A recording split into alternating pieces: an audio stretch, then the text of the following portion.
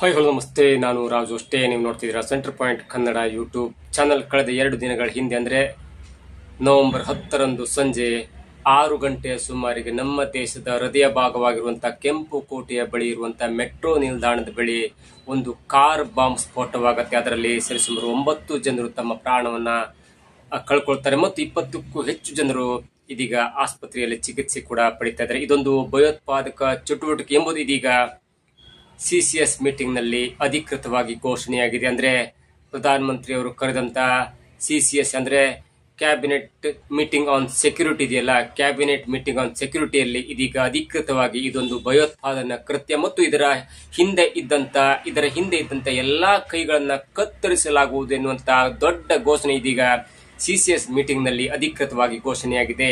ಹಾಗಾದ್ರೆ CCS meeting ನಲ್ಲಿ ಆದಂತ ಕೆಲವೊಂದು ನಿರ್ಣಯಗಳೇನು, ಮುಂದೆ ಯಾವೆಲ್ಲ ಒಂದು ಕಾರ್ಯಾಚರಣೆಯನ್ನು ಭಾರತ ಮಾಡುತ್ತೆ, ಜೊತೆಗೆ ಈ ಡಾಕ್ಟರ್ ಶಾಹಿನ್ ಎನ್ನುವಂತ ಮಹಿಳಾ ವೈದ್ಯ ಹಿಂದಿನ ಅಸಲಿ ಕಹಾನಿ ಏನು, ಯಾಕೆ ಅವಳು ಅಂದ್ರೆ ಡಾಕ್ಟರ್ ಶಾಹಿನ್ ಅವರು ಭಾರತದ ಮಹಿಳಾ ಘಟಕದ ಅಧ್ಯಕ್ಷರಾಗಿ ಭಾರತದಲ್ಲೂ ಕೂಡ ಜೈಷ್ ಎ ಮೊಹಮ್ಮದ್ ಉಗ್ರ ಸಂಘಟನೆಯ ಉಸ್ತುವಾರಿಯನ್ನು ವಹಿಸಿಕೊಂಡು ಯಾವೆಲ್ಲ ಕೆಟ್ಟ ಕೆಲಸವನ್ನು ಮಾಡ್ಲಿಕ್ಕೆ ರೆಡಿ ಮಾಡಿದ್ರು, ಇವೆಲ್ಲವನ್ನು ನೋಡೋದಕ್ಕಿಂತ ಮೊದಲು ಇಲ್ಲಿ ತನಕ ನಮ್ಮ ಚಾನೆಲ್ನ ಸಬ್ಸ್ಕ್ರೈಬ್ ಮಾಡಿಲ್ಲ ಅಂದ್ರೆ ಈಗಲೇ ಸಬ್ಸ್ಕ್ರೈಬ್ ಮಾಡಿ, ಜೊತೆಗೆ ಕಾಮೆಂಟ್ಗಳ ಮುಖಾಂತರ ತಮ್ಮ ಅಭಿಪ್ರಾಯವನ್ನು ತಿಳಿಸಬಹುದು. ಎಸ್ ವೀಕ್ಷಕರೇ, ಇವತ್ತು ಸಿಸಿಎಸ್ ಕ್ಯಾಬಿನೆಟ್ ಸೆಕ್ಯೂರಿಟಿ ಮೀಟಿಂಗ್ ಇವತ್ತು ಕರೆಯಲಾಗಿತ್ತು. ಅಂದ್ರೆ ಸರಿಸುಮಾರು 4 ಅಥವಾ 5 ಗಂಟೆಗೆ ಇವತ್ತು ಸಿಸಿಎಸ್ ಮೀಟಿಂಗ್ ಕೂಡ ಇತ್ತು. ಅದರಲ್ಲಿ ನರೇಂದ್ರ ಮೋದಿ ಅವರಿದ್ರು. ಅವರು ಭೂತಾನ್ ಪ್ರವಾಸವನ್ನು ಮುಗಿಸಿ ಇವತ್ತಷ್ಟೇ ಬಂದಿದ್ರು. ಮೋದಿ ಅವರ ಜೊತೆ ಭದ್ರತಾ ಸಲಹೆಗಾರರಾಗಿರುವಂತಹ ಅಜಿತ್ ದೋವೆಲ್ ಅವರಿದ್ರು, ಅಮಿತ್ ಶಾ ಅವರಿದ್ರು, ರಾಜನಾಥ್ ಸಿಂಗ್ ಅವರಿದ್ರು, ಅಶ್ವಿನಿ ವೈಷ್ಣವ್ ಅವರಿದ್ರು. ಹೀಗೆ ಎಲ್ಲರ ಒಂದು ಸಮ್ಮುಖದಲ್ಲಿ ನಡೆದಂತ ಕೆಲವೊಂದು ದೊಡ್ಡ ಅಧಿಕಾರಿಗಳ ಜೊತೆ ನಡೆದಂತ ಈ ಸಿಸಿಎಸ್ ಮೀಟಿಂಗ್ ನಲ್ಲಿ ಕೆಲವೊಂದು ನಿರ್ಣಯಗಳನ್ನ ಕೈಗೊಳ್ಳಲಾಯಿತು. ಅದಕ್ಕೂ ಮೊದಲು ಈ ಒಂದು ಕೃತ್ಯ ಇದೆಯಲ್ಲ, ಅದು ಕೃತ್ಯಕ್ಕೆ ನೇರವಾದ ಕಾರಣ ಏನು, ಅದು ಸಿಲಿಂಡರ್ ಸ್ಫೋಟ ಆಯ್ತಾ ಅಥವಾ ಬೇರೆ ಕಾರಣ ಆಯ್ತಾ ಅಥವಾ ಭಯೋತ್ಪಾದಕರು ಮಾಡಿದ ಕೃತ್ಯವೇ ಎನ್ನುವುದನ್ನ ಕನ್ಫರ್ಮ್ ಮಾಡಿಕೊಂಡಂತ ನಮ್ಮ ಪ್ರಧಾನಮಂತ್ರಿಗಳು ಇದೊಂದು ಭಯೋತ್ಪಾದಕ ಕೃತ್ಯ ಎನ್ನುವುದನ್ನು ಅಧಿಕೃತವಾಗಿ ಘೋಷಣೆ ಮಾಡಿದ್ರು.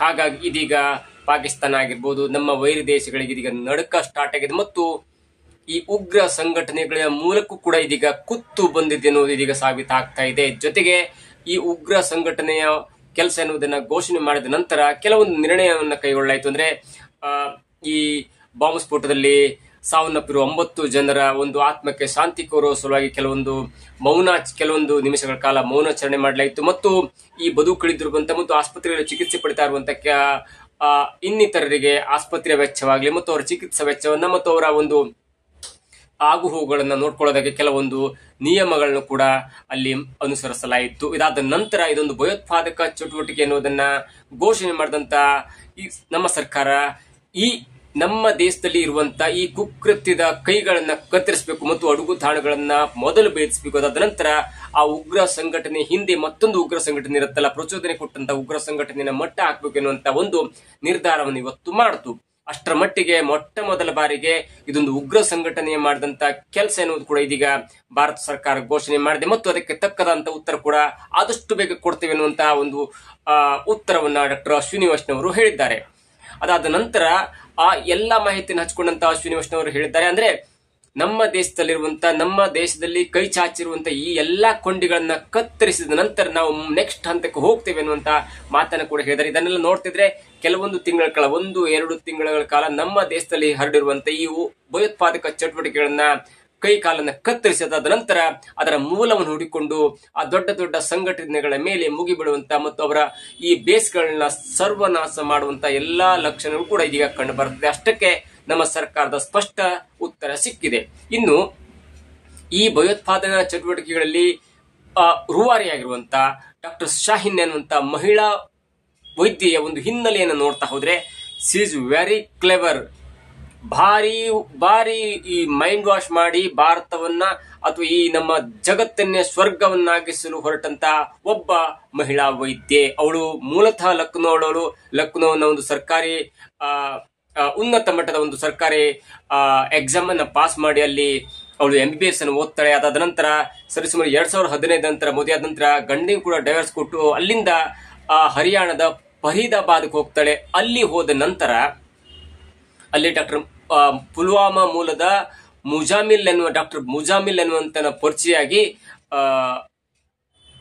ಅಲ್ಫಲಾಹ ವಿಶ್ವವಿದ್ಯಾಲಯದಲ್ಲಿ ವೈದ್ಯೆಯಾಗಿ ಸೇರ್ಕೊಳ್ತಾಳೆ. ಅದಾದ ನಂತರ ಅವಳ ಮೇಲೂ ಕೂಡ ಸ್ವಲ್ಪ ಕಂಪ್ಲೇಂಟ್ ಇತ್ತು. ಯಾಕಂದ್ರೆ ಅಲ್ಫಲಾಹ ವಿಶ್ವವಿದ್ಯಾಲಯ ಅಂದ್ಕೂಳೆ ಅದು ಒಂದು ಮೆಡಿಕಲ್ ಸೈನ್ಸ್ ವಿಶ್ವವಿದ್ಯಾಲಯ, ಅಲ್ಲಿ ಮೆಡಿಕಲ್ ಓದ್ಲಿಕ್ಕೆ ಬರ್ತಾರೆ. ಆದ್ರೂ ಕೂಡ ಅವಳು ಸೇರಿದ ನಂತರ ಹೇಳದೆ ಕೇಳದೆ ನಾಪತ್ತೆ ಆಗ್ತಿದ್ಲು, ಹೇಳದೆ ಕೇಳದೆ ಕಾಲೇಜಿಗೆ ಬರ್ತಿರ್ಲಿಲ್ಲ. ವೈದ್ಯ ಆಗಿದ್ರು ಕೂಡ ಅವಳು ಕಾಲೇಜಿಗೆ ಬರ್ತಿರ್ಲಿಲ್ಲ ಅನ್ನುವಂತ ಒಂದು ಆಪಾದನೆ ಕೂಡ ಇತ್ತು.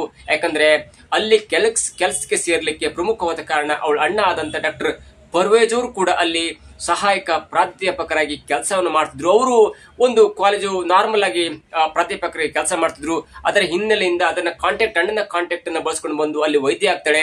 ಅದಾದ ನಂತರ ಅವಳ ಮೇಲೆ ಸ್ವಲ್ಪ ಕಂಪ್ಲೇಂಟ್ ಬರುತ್ತೆ. ಬಂದು ಅವಳು ಸರಿಯಾಗಿ ಅಲ್ಲಿ ಕೆಲಸ ಮಾಡ್ತಿಲ್ಲ, ಅವಳು ಸುಖ ಸುಮ್ಮನೆ ಎಲ್ಲೂ ಹೋಗ್ತಾಳೆ ಅನ್ನುವಂತ ಒಂದು ಆಪಾದನೆ ಕೂಡ ಬರ್ತದೆ. ಅದಕ್ಕೂ ಮೊದಲು ಅವಳು ಲಕ್ನೋ ಅಲ್ಲಿ ಇರ್ಬೇಕಾದ್ರೆ ಅವಳು ಮದುವೆನೇ ಆಗಿರುತ್ತೆ, ಗಂಡನ ಡೈವರ್ಸ್ ಕೊಟ್ಟು. ಅದಾದ ನಂತರ ಅವಳು ಫರೀದಾಬಾದ್ಗೆ ಬಂದಿರ್ತಾರೆ. ಫರೀದಾಬಾದ್ಗೆ ಬಂದ ನಂತರ ಪುಲ್ವಾಮಾ ಮೂಲದ ಡಾಕ್ಟರ್ ಮುಜಾಮಿಲ್ ಎನ್ನುವರ ಸಂಪರ್ಕಕ್ಕೆ ಬರ್ತಾಳೆ. ಅಲ್ಲಿಂದ ಅವಳು ಜೈಷೆ ಮೊಹಮ್ಮದ್ ಎನ್ನುವಂತ ಉಗ್ರ ಸಂಘಟನೆಯ ನಂಟಿಗೆ ಸಿಗ್ತಾಳೆ. ಅದಾದ ನಂತರ ಆದಂತ ಒಂದು ಕಥೆ ಇದೆಯಲ್ಲ, ಅದು ಈಗ ರೋಚಕ ಘಟ್ಟ ಮತ್ತು ಅವಳ ಬದುಕಿಗೆ ಅಥವಾ ಅವಳ ಒಂದು ವೈದ್ಯ ವೃತ್ತಿಗೆ ಕುತ್ತು ಬರುವುದು ಸಹಜ. ಅವಳಿಗೆ ಅರೆಸ್ಟ್ ಆಗಿದ್ದಾಳೆ. ಅದರ ಕೆಲ ದಿನಗಳ ಹಿಂದೆ, ಅಂದ್ರೆ ಮೊನ್ನೆ ಸ್ಫೋಟ ಆಗತ್ತೆ. ಮೊನ್ನೆ ಸ್ಫೋಟವಾಗುವ ಮೊದಲು ಅವಳ ಒಂದು ಕಾರ್ನಲ್ಲಿ 3,000 kg ಅವಳು ಮತ್ತು ಮುಜಾಮಿಲ್ ಅವರ ಒಂದು ಸಂಪರ್ಕದಲ್ಲಿದ್ದಂತೆ ಇಬ್ಬರು ಕೂಡ 3,000 kg ಸ್ಫೋಟಗಳನ್ನ ಸಂಗ್ರಹಿಸಿ ಇಟ್ಟಿದ್ರು ಮತ್ತು ದೊಡ್ಡದಂತ ಪ್ಲಾನ್ ಕೂಡ ಮಾಡ್ಕೊಂಡಿದ್ರು. ಅಂದ್ರೆ ಜನವರಿಯಲ್ಲಿ ಸ್ಫೋಟ ಮಾಡ್ಬೇಕೆನ್ನುವಂತ ಒಂದು ಪ್ಲಾನ್ ಇತ್ತು, ಅದು ಆಗ್ಲಿಲ್ಲ. ದೀಪಾವಳಿಗೆ ದೊಡ್ಡದಂತ ಪ್ಲಾನ್ ಹಾಕೊಂಡ್ರು, ಅದು ಆಗ್ಲಿಲ್ಲ. ಅದಾದ ನಂತರ ಮತ್ತೆ 4 ಪ್ಲಾನ್ಗಳನ್ನ ಮಾಡೋದಾಗಿ ರೇಖೆ ಅಂದ್ರೆ ಪ್ಲಾನ್ ಕೂಡ ಅಥವಾ ಈ ಮ್ಯಾಪ್ ಕೂಡ ಹಾಕೊಂಡಿರೋದು. ಅಲಹಾಬಾದ್ ಆಗಿರ್ಬೋದು, ಮುಂಬೈ ಆಗಿರ್ಬೋದು, ಬೇರೆ ಬೇರೆ ದೊಡ್ಡ ದೊಡ್ಡ ನಗರಗಳಲ್ಲಿ ಬಾಂಬ್ ಸ್ಫೋಟವನ್ನ ಮಾಡ್ಬೇಕೆನ್ನುವಂತ ಸ್ಕೆಚ್ ಕೂಡ ಹಾಕಿದ್ರು. ಹಾಗಾದ್ರೆ ಈ ಜೈಷೆ ಮೊಹಮ್ಮದ್ ಸಂಘಟನೆಯ ಒಂದು ಸಂಪರ್ಕಕ್ಕೆ ಬರ್ಲಿ ಏನ್ ಕಾರಣ, ಯಾಕೆ ಅವಳು ಇಷ್ಟು ಪವರ್ಫುಲ್ ಆಗಿದ್ಲು ಅನ್ನೋದನ್ನ ನೋಡ್ತಾ ಇದ್ರೆ, ಜೈಷೆ ಮೊಹಮ್ಮದ್ ಸಂಘಟನೆಯ ಮುಖ್ಯಸ್ಥರು ಅವ್ರು ಯಾರಂದ್ರೆ ಮೌಲಾನಾ ಮಸೂದ್ ಅಜರ್. ಅವರ ತಂಗಿ ಹೆಸರು ಸಾದಿಯಾ ಅಜರ್ ಎನ್ನುವಂತವಳು. ಸಾದಿಯಾ ಅಜರ್ ಅವಳು ಈ ಆಪರೇಷನ್ ಸಿಂಧೂರ್ ಎನ್ನುವಂತ ಒಂದು ಭಾರತ ಪಾಕಿಸ್ತಾನದ ಮೇಲೆ, ಪಾಕಿಸ್ತಾನದ ಉಗ್ರರ ಅಡುಗು ತಾಣಗಳ ಮೇಲೆ ಒಂದು ಅಟ್ಯಾಕ್ ಮಾಡ್ತಲ್ಲ, ಆ ಅಟ್ಯಾಕ್ ನಲ್ಲಿ ಅವಳ ಗಂಡನಾದಂತ ಯೂಸುಫ್ ಅಜರ್ ಅವರು ಸಾವನ್ನಪ್ತಾರೆ. ಯೂಸುಫ್ ಅಜರ್ ಯಾರು ಎನ್ನುವುದನ್ನು ನೋಡ್ತಾ ಇದ್ರೆ, ಕಂದಹಾರ ವಿಮಾನ ಅಪಹರಣದಲ್ಲಿ ಅವನು ಕೂಡ ಒಬ್ಬ ಆರೋಪಿಯಾಗಿದ್ದ. ಅವನ ನೇತೃತ್ವದಲ್ಲಿ ಈ ಕಂದಹಾರ ವಿಮಾನ ಅಪಹರಣ ಆಗಿತ್ತು. ಹಾಗಾಗಿ ಅವನನ್ನ ಭಾರತ ನೋಡ್ತಾನೆ ಇತ್ತು. ಸರಿಸುಮಾರು 15-20 ವರ್ಷಗಳ ನಂತರ ಆಪರೇಷನ್ ಸಿಂಧೂರ್ ಮಾಡಿದಾಗ ಆ ಯೂಸುಫ್ ಅಜರ್ನನ್ನ ಹೊಡೆದು ಉರುಳಿಸ್ಬಿಡುತ್ತೆ.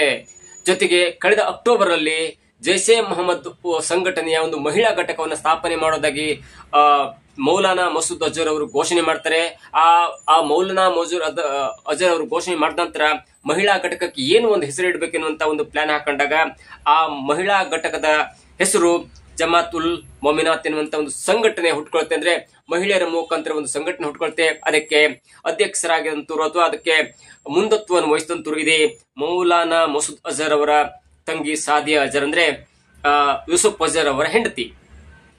ಹೀಗಾಗಿ ಅವಳು ಇಡೀ ಪ್ರಪಂಚಕ್ಕೆ ಮಹಿಳಾ ಘಟಕದ ಅಧ್ಯಕ್ಷರಾಗಿರ್ತಾರೆ.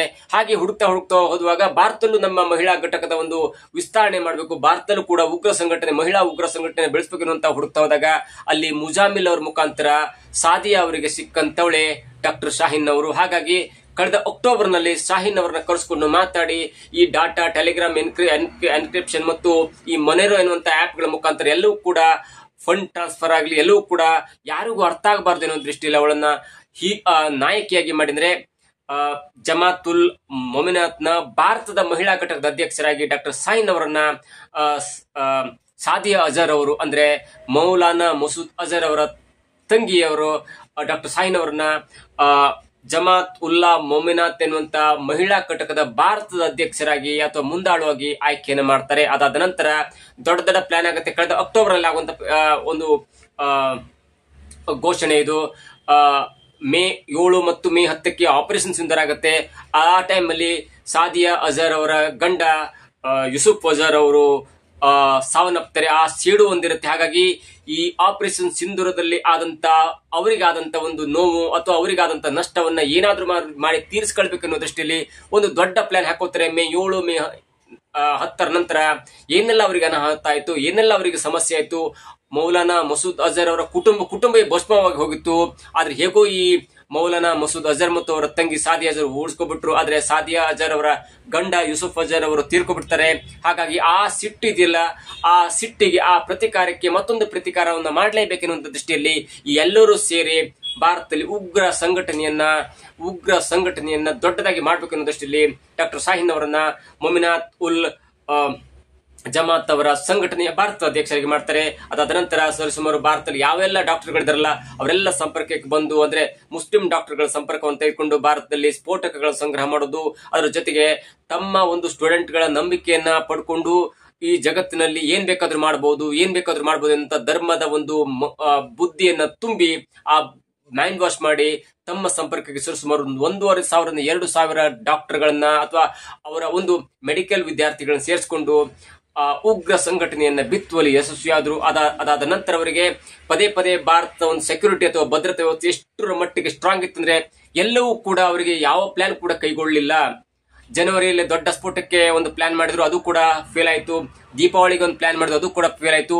ಕಳೆದ 3-4 ದಿನಗಳ ಹಿಂದೆ ಅಲ್ ಫಲಾಹ್ ವಿಶ್ವವಿದ್ಯಾಲಯಕ್ಕೆ ನುಗ್ಗಿ ಹರಿಯಾಣ ಮತ್ತು ಜಮ್ಮು ಕಾಶ್ಮೀರ ಪೊಲೀಸರು ಸುಮಾರು 2,900 kg ಸ್ಫೋಟಕವನ್ನು ವಶಪಡಿಸಿಕೊಂಡ ನಂತರ ಅವ್ರಿಗೇನೋ ದಿಗ್ಭ್ರಮೆ ಆಯ್ತು. ಅದಾದ ನಂತರ ಕೆಲವೊಬ್ರು ಅಂದ್ರೆ ಡಾಕ್ಟರ್ ಶಾಹೀನ್ ಆಗಿರ್ಬೋದು, ಡಾಕ್ಟರ್ ಮುಜಾಮಿಲ್ ಆಗಿರ್ಬೋದು, ಡಾಕ್ಟರ್ ಆದಿಲ್ ಆಗಿರ್ಬೋದು, ಹೀಗೆ ಎಲ್ಲರೂ ಕೂಡ ಅರೆಸ್ಟ್ ಆದ್ರು. ಆದ್ರೆ ಉಳಿದಂತ ಒಬ್ಬ ಏಕಾಂಗಿ ಆದಂತ ಮೊಹಮ್ಮದ್ ಉಮರ್ ಅವರು ಕಾರ್ ತಗೊಂಡು ಹೋಗಿ ಕೆಂಪುಕೋಟೆಯ ಬಳಿ ಇರುವಂತ ಮೆಟ್ರೋ ನಿಲ್ದಾಣದ ಬಳಿ ಏಕಾಏಕಿ ಸ್ಫೋಟಗೊಳಿಸಿ ಆತ್ಮಾಹುತಿ ದಾಳಿಯನ್ನ ಮಾಡಿ ಸುಮಾರು 9 ಜನರ ಸಾವಿಗೆ ಕಾರಣರಾದರು ಮತ್ತು 20 ಜನರಕ್ಕೂ ಹೆಚ್ಚು ಜನರು ಇದೀಗ ಆಸ್ಪತ್ರೆಯಲ್ಲಿ ಜೀವನ ಮರಣದ ನಡುವೆ ಹೋರಾಟವನ್ನು ಕೂಡ ಮಾಡ್ತಾ ಇದ್ದಾರೆ. ಇದು ಡಾಕ್ಟರ್ ಶಾಹೀನ್ ಅವರ ಒಂದು ಕೆಟ್ಟ ಇತಿಹಾಸ ಅಂತ ಹೇಳ್ಬೋದು. ಲಖನೌನಲ್ಲಿ ಹುಟ್ಟಿ ಅಲ್ಲಿ MBBS ಮಾಡಿ, ಅದಾದ ನಂತರ ಅಲ್ಲಿ ಗಂಡನಿಗೆ ಡೈವರ್ಸ್ ಕೊಟ್ಟು, ಅದಾದ ನಂತರ ಫರೀದಾಬಾದಿಗೆ ಬಂದು ಅಲ್ಲಿ ಅಲ್ ಫಲಾಹ್ ವಿಶ್ವವಿದ್ಯಾಲಯದ ಅಣ್ಣನ ಒಂದು ಸಂಪರ್ಕದಿಂದ ಡಾಕ್ಟರ್ ಆಗಿ, ಅದಾದ ನಂತರ ಅಲ್ಲಿಂದ ಕೇಳದೆ ಪುಲ್ವಾಮಾ ಮೂಲದ ಮುಜಾಮಿಲ್ ಅವರ ಸಂಪರ್ಕಕ್ಕೆ ಬಂದು, ಆ ಮುಜಾಮಿಲ್ ಅವರ ಸಂಪರ್ಕದಿಂದ ಜೈಷೆ ಮೊಹಮ್ಮದ್ ಉಗ್ರ ಸಂಘಟನೆಯ ಮೌಲಾನಾ ಮಸೂದ್ ಅಜರ್ ಅವರ ಸಂಪರ್ಕಕ್ಕೆ ಬಂದು, ಅವರ ಸಂಪರ್ಕದಿಂದ ಅವರ ತಂಗಿಯಾದಂತಹ ಸಾದಿಯಾ ಅಜರ್ ಅವರ ಸಂಪರ್ಕಕ್ಕೆ ಬಂದು, ಸಾದಿಯಾ ಅಜರ್ ಅವರು ಕಳೆದ ಅಕ್ಟೋಬರ್ನಲ್ಲಿ ಘೋಷಣೆ ಮಾಡಿದಂತ ಜಮಾತ್ ಉಲ್ ಮೊಯ್ನಾ ಎನ್ನುವಂತ ಒಂದು ಸಂಘಟನೆಯ ಭಾರತದ ಮುಂದಾಳತ್ವವನ್ನು ವಹಿಸಿಕೊಂಡು ಇದೀಗ ಭಾರತವನ್ನೇ ಒಂದು ತನ್ನ ಕೆಟ್ಟ ಕೆಲಸಕ್ಕೆ ಬಳಸಿಕೊಳ್ಳುವಂತ ಒಂದು ಕೆಟ್ಟ ಮಹಿಳೆಯಾಗಿ ಇದೀಗ ಡಾಕ್ಟರ್ ಶಾಹೀನ್ ಅವರು ಇದೀಗ ಎಲ್ಲರ ಮುಂದೆ ಕೆಂಗಣಿಗೆ ಗುರಿಯಾಗಿದ್ದಾರೆ ಮತ್ತು ಅದಕ್ಕೆ ತಕ್ಕಂತ ಶಿಕ್ಷೆ ಕೂಡ ಅನುಭವಿಸ್ತಾರೆ. ಯಾಕಂದ್ರೆ ಎಲ್ಲರೂ ಕೂಡ ಇದೀಗ ಅರೆಸ್ಟ್ ಆಗಿದ್ದಾರೆ.